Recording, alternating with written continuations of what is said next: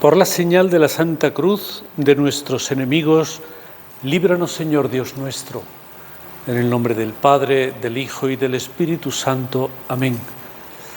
Señor mío y Dios mío, creo firmemente que estás aquí, que me ves, que me oyes. Te adoro con profunda reverencia. Te pido perdón de mis pecados y gracia para hacer con fruto este rato de oración. Madre mía Inmaculada, San José, mi Padre y Señor, Ángel de mi guarda, interceded por mí.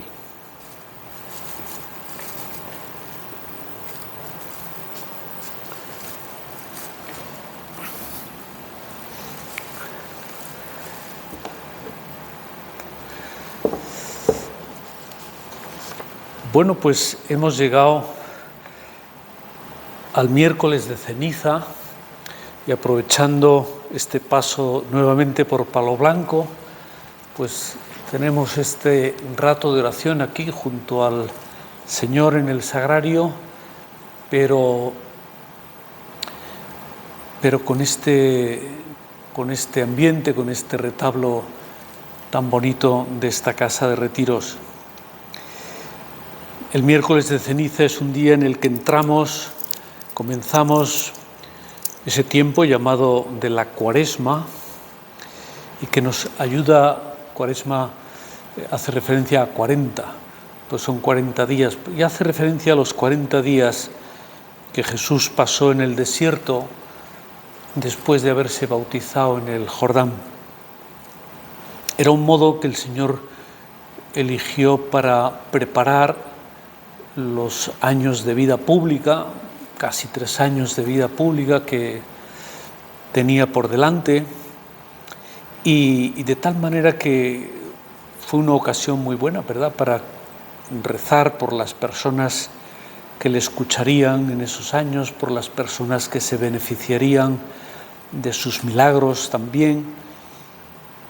Y, cómo no, también rezaría el Señor por toda la humanidad, por todas aquellas personas que le seguiríamos escuchando y beneficiándonos de su gracia, de sus milagros, con el paso de los siglos.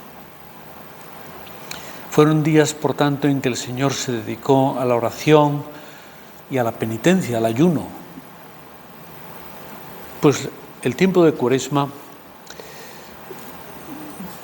es eso, fundamentalmente es eso, es un tiempo de purificación, de conversión, un tiempo que la Iglesia ha instituido para que nos preparemos para esa semana culmen, que es la Semana Santa, y que a su vez culmina con la Pascua de la Resurrección. Un tiempo, por tanto, de penitencia, de purificación y conversión, y donde la Iglesia pues nos ha dejado una serie de medios, ¿verdad?, nos ha señalado unos medios que podemos poner para lograr como una renovación interior, como, bueno, volver a comprarse ropa nueva para un evento importante, para una boda, para una fiesta, para una graduación. Pero en este caso, claro, una renovación que tanto la necesita nuestra propia alma. Y lo más bonito es que no importa tanto lo sucia, vamos a decirlo así, lo sucia que se encuentre el alma, lo desgarrada, lo rota que se encuentre la ropa vieja, porque Dios nos está esperando a todos, siempre a todos, con esa misericordia infinita, con esos brazos abiertos que tiene el Padre en la parábola del Hijo Pródigo, pero que son figuras que el propio Señor, el propio Jesucristo, ha contado para plasmar de un modo gráfico pues cómo es el corazón misericordioso del Señor. En el Catecismo de la Iglesia se dice: Jesús invita a todos los hombres a entrar con Él a entrar en el reino de Dios, aún el peor de los pecadores es llamado a convertirse y aceptar la infinita misericordia del Padre. Se da por supuesto que a esa convocatoria nos presentaremos todo tipo de personas, aún el peor de los pecadores.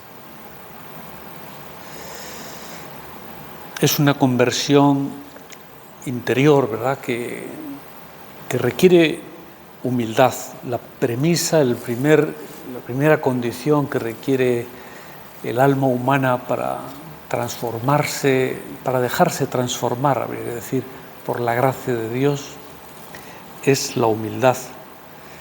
Ese número que leía del Catecismo sigue diciendo: el reino con mayúsculas, el reino de Dios, pertenece ya aquí en la tierra a quienes lo acogen con un corazón humilde. La vanidad, el engreimiento, la soberbia, pues todo eso nos saca de la carretera principal. Nos lleva quizá por otros paisajes más atractivos, más cómodos, pero no nos lleva al fin al que estábamos buscando. Por eso las personas humildes, o al menos las que se esfuerzan por serlo, ¿verdad?, porque humilde, pues nadie puede levantar la mano para decir yo sí soy humilde. Solo por ese gesto pues ya demostraría que no es muy humilde. Pero las personas que luchan por ser humildes logran ver, logran escuchar, por utilizar estos dos sentidos con los que captamos muchas veces la realidad, no son los únicos, ¿no? Logran ver, logran escuchar esas llamadas de Dios, logran como estar más atentos al querer divino.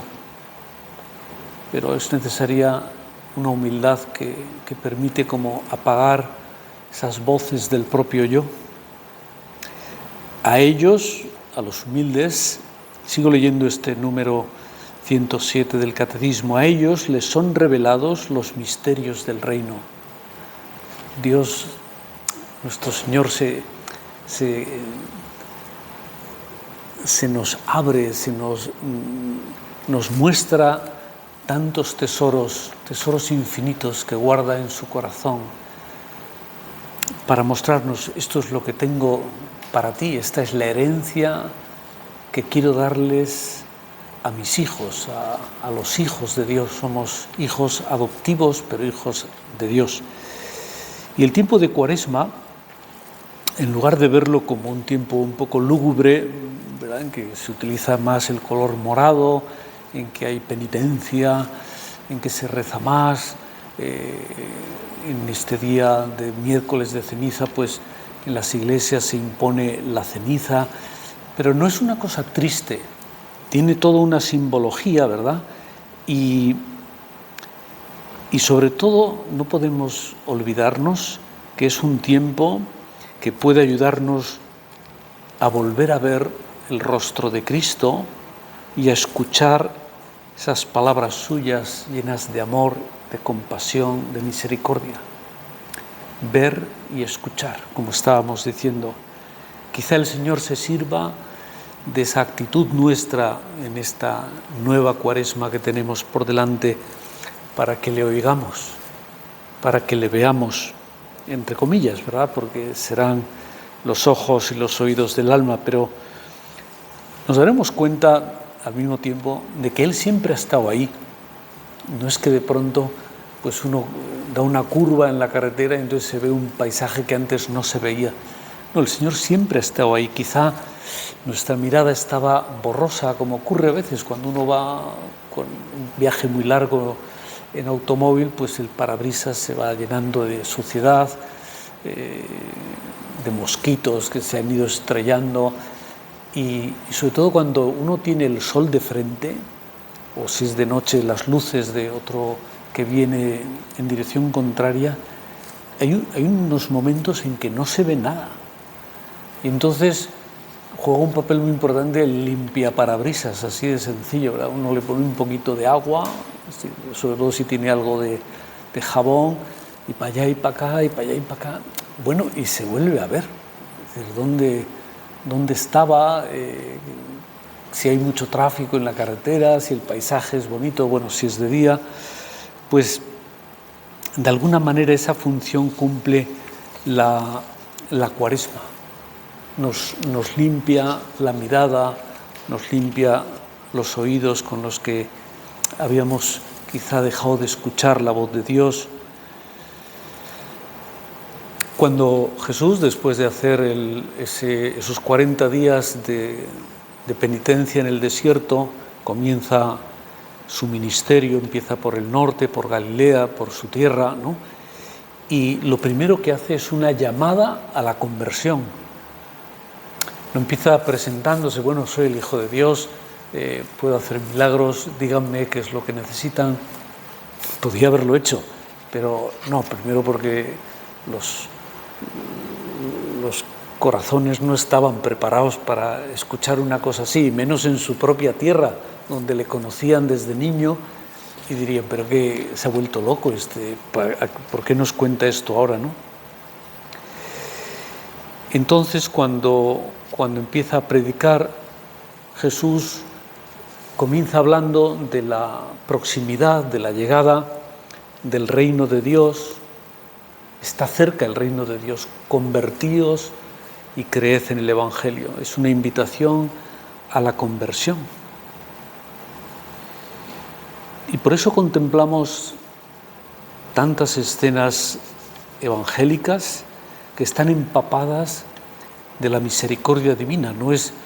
El Señor no quiere la conversión simplemente, bueno, ya te convertiste, pues para adentro, sino en cada gesto de conversión, en cada humildad de pedir perdón y volver a la casa del Padre, actúa la misericordia divina.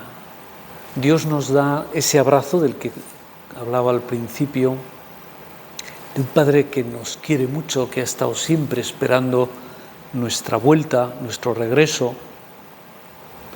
Por eso el Evangelio está lleno de esas escenas en las que, bueno, a veces también hasta físicamente el Señor abraza y bendice a aquellos niños, pero muchas veces es la acogida, el tono de acogida, de comprensión que tiene hacia las personas. Ahora estaba pensando, por ejemplo, los leprosos, que eran personas descartadas de la sociedad, que debían vivir fuera de las ciudades o las poblaciones donde estaban los demás, por el miedo al contagio, también por la creencia de que ahí detrás pues había una acción diabólica, y no se quería nada con ellos, ¿no? Y el Señor pues no solamente no los rechaza, sino que muchas veces los busca, los toca, los cura, los sana. Más de una vez también el Señor empieza, antes de hacer incluso milagros portentosos, empieza por perdonar los pecados, porque esa transformación interior que conlleva o que requiere el reino de Dios empieza por tener el alma limpia. Esto con gran escándalo, ¿verdad?, de fariseos y escribas que piensan que es un hombre que está blasfemando, porque ese poder solo Dios lo tiene, ¿no? Ellos no logran ver que Jesús es al mismo tiempo el Mesías, el Hijo de Dios encarnado. Pero el Señor se fija cuando ve, por ejemplo, un día en Cafarnaúm, está predicando, está hablando a la gente dentro de una casa y de pronto pues abren el techo para descolgar por allí una camilla. Pues se ve que un paralítico tenía unos amigos bastante buenos y estuvieron dispuestos a hacer a correr ese riesgo, ¿verdad? Porque ya si se cae de la camilla mientras lo están bajando, pues se pudo haber matado. Pero sin embargo, pues el Señor valora la fe. Dice el Evangelio, viendo la fe de ellos, hace falta mucha fe, creer que lo que están haciendo vale la pena, porque ya no necesitarán subirlo, ya Él se marchará por su propio pie curado, como así fue. Pero lo primero que le dice el Señor es: tus pecados te son perdonados. Luego, ante los juicios de los fariseos, pues dirá, bueno, ¿qué es más fácil? ¿Decirle eso o decirle, coge tu camilla y vete a tu casa? Pues para que veáis que el Hijo del Hombre tiene, etcétera, ¿no? Y ya, pues no solamente le ha perdonado, sino que además le añade la curación del cuerpo. Esto es el mensaje de la Cuaresma. Dios viene a curarnos, a sanarnos en el alma y en el cuerpo.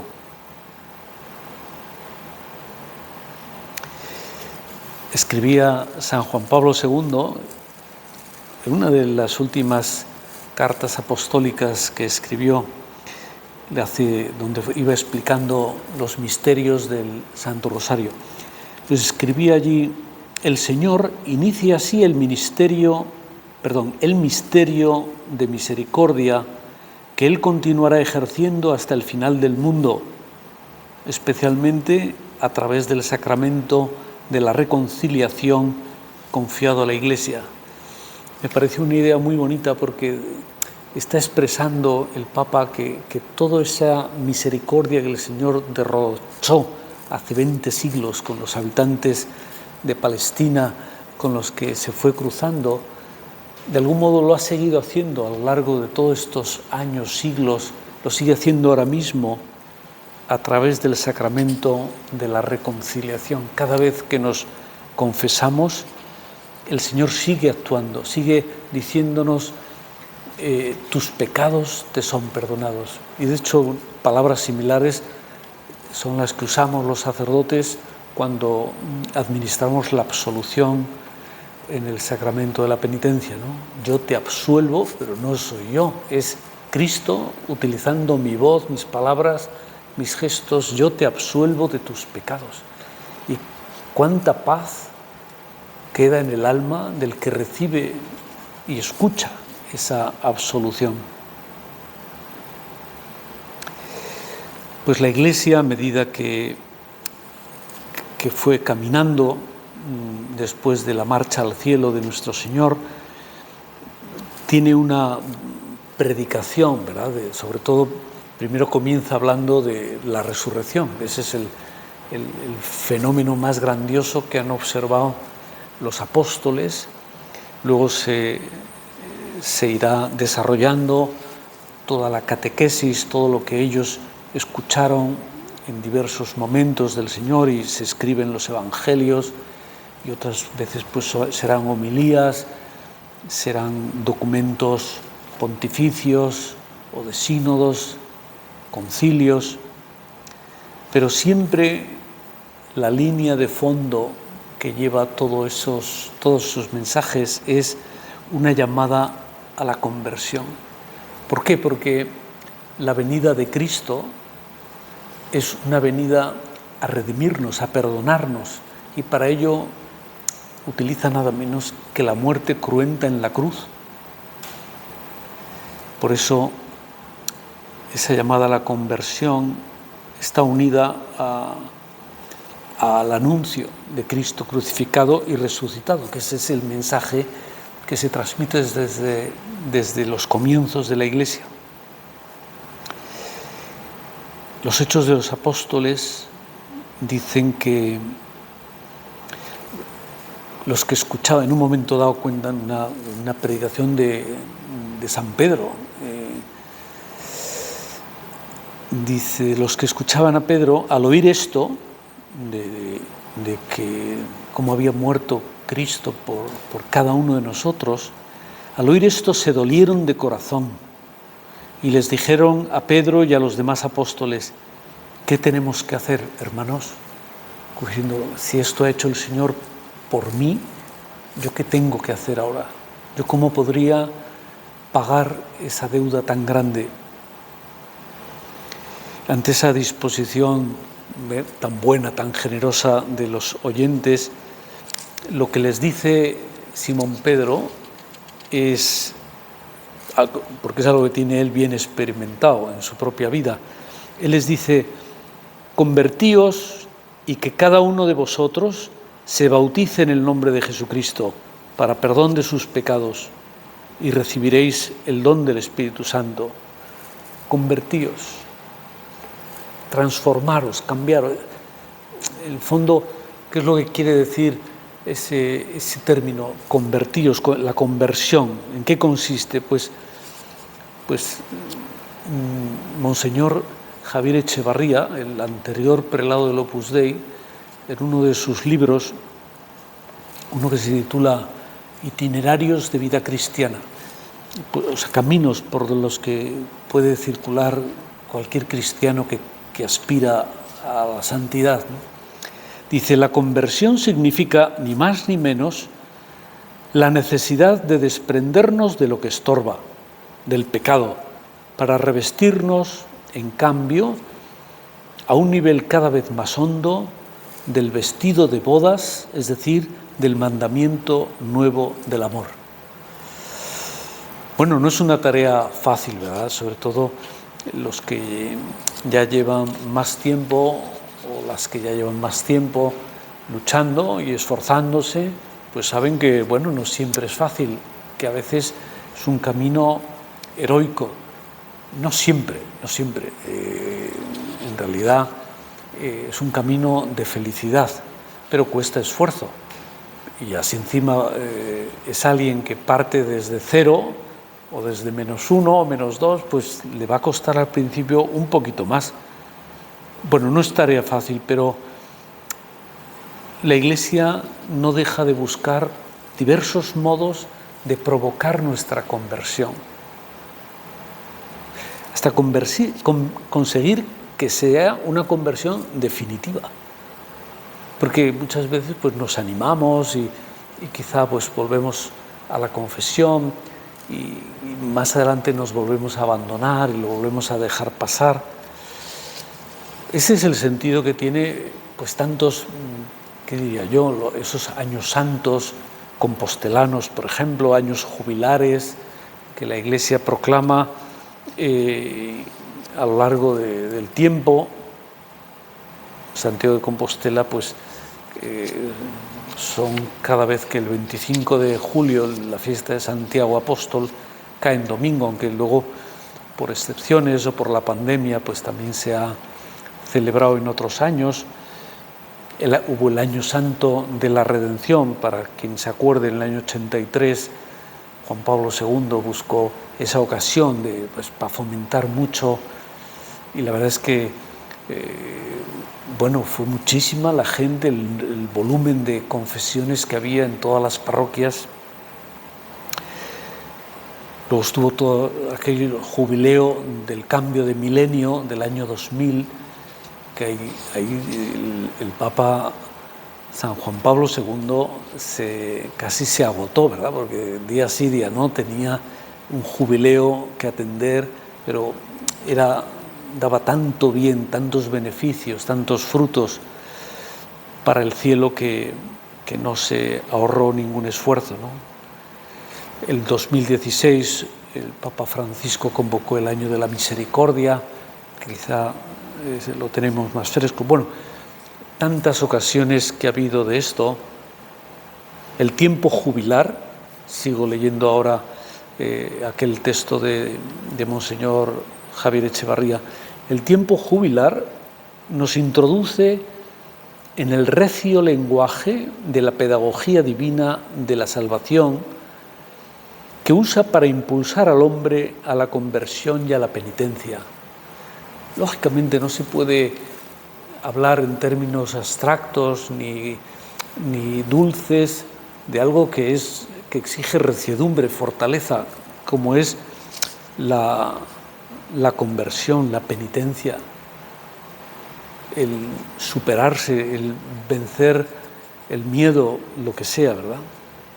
Principio y camino de su rehabilitación y condición para recuperar lo que con sus solas fuerzas el hombre no podría alcanzar: la amistad con Dios, su gracia, la vida sobrenatural.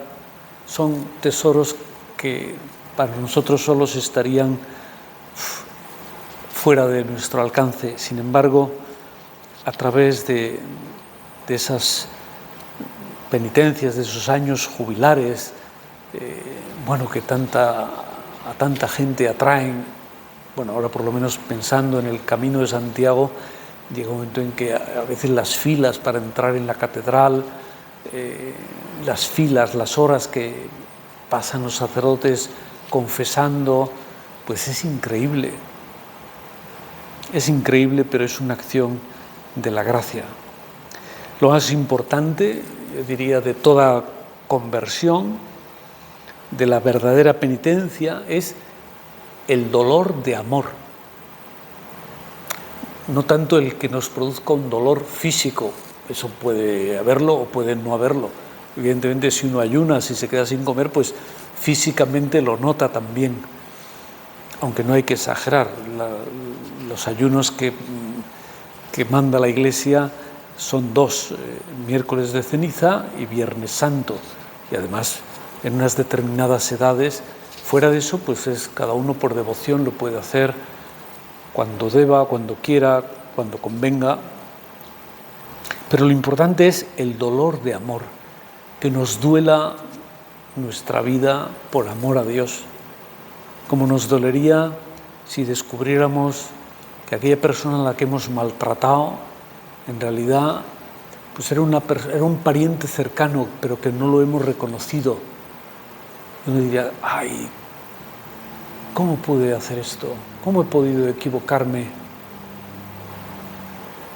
Pues vamos a pedirle al Señor la gracia de un arrepentimiento sincero, por cosas grandes o por cosas pequeñas. Cada uno sabrá cómo le aprieta el zapato.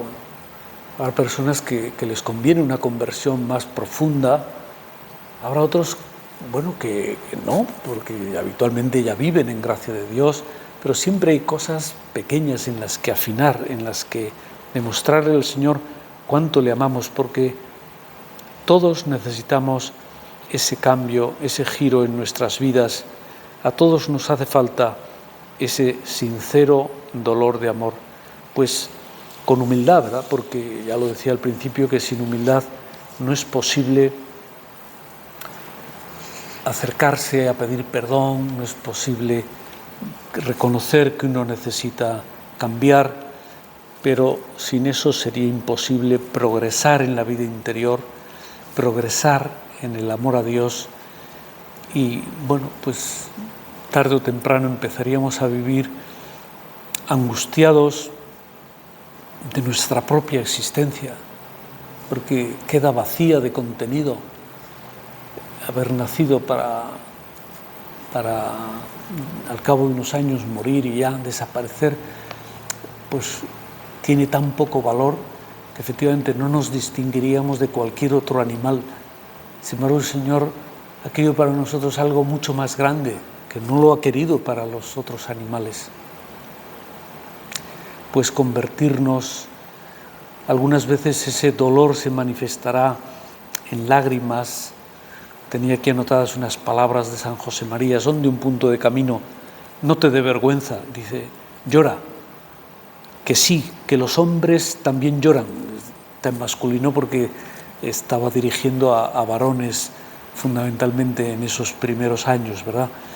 Que los hombres también lloran como tú, cuando están en la soledad y ante Dios. Porque no lloramos para exhibirnos, para victimizarnos, sino para decirle al Señor cuánto le amamos. Pues vamos a terminar pidiéndole a la Santísima Virgen que nos ayude a recorrer este tiempo de Cuaresma, que hoy comenzamos, a recorrerlo porque es un camino que nos lleva a Dios, que nos lleva al Padre. Es el camino del hijo pródigo que vuelve a la casa paterna y quisiéramos no perdernos en ese retorno.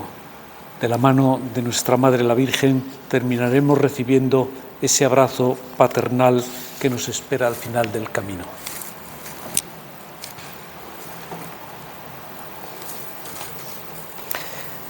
Te doy gracias, Dios mío, por los buenos propósitos, afectos e inspiraciones que me has comunicado en esta meditación.